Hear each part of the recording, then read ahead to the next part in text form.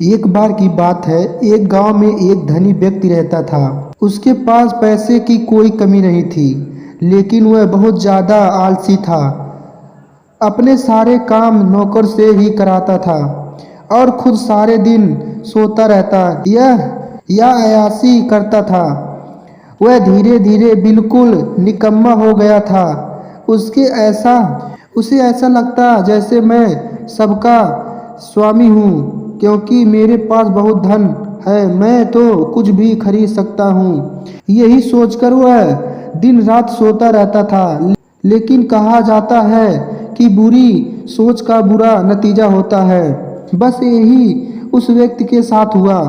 कुछ सालों उसे ऐसा महसूस हुआ जैसे उसका शरीर पहले से शिथिल होता जा रहा है। उसे हाथ पैर हिलाने में भी तकलीफ होने लगी। यह देखकर वह व्यक्ति बहुत परेशान हुआ। उसके पास बहुत पैसा था। उसने शहर से बड़े बड़े डॉक्टर को बुलवाया और खूब पैसा खर्च किया, लेकिन उसका शरीर ठीक नहीं हो पाया। वह बहुत दुखी रहने लगा। एक बार उस गांव से एक साधु गुजर रहे थे। उसने उस व्यक्ति की बीमारी के बारे में सुना, सो उन्होंने सेठ के नौकर से कहा कि वह उसकी बीमारी का इलाज कर सकते हैं। यह सुनकर नौकर सेठ के पास गया और साधु के बारे में सब कुछ बताया। अब सेठ ने तुरंत साधु को अपने यहाँ बुलवाया, लेकिन साधु ने कहा कि वह सेठ के पास नहीं आएगा। अगर सेठ को ठीक होना है तो वह स्वयं आए, तो वह यहाँ चलकर आए।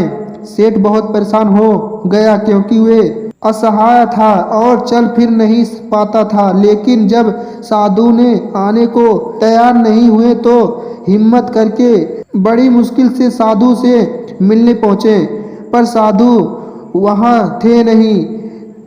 सेठ दुखी मन से वापिस आ गया। अब तो रोजाना का यही नियम हो गया। साधु रोज उसे बुलवाते, लेकिन जब सेठ आता तो कोई मिलता ही नहीं था। ऐसे करते करते 3 महीने गुजर गए।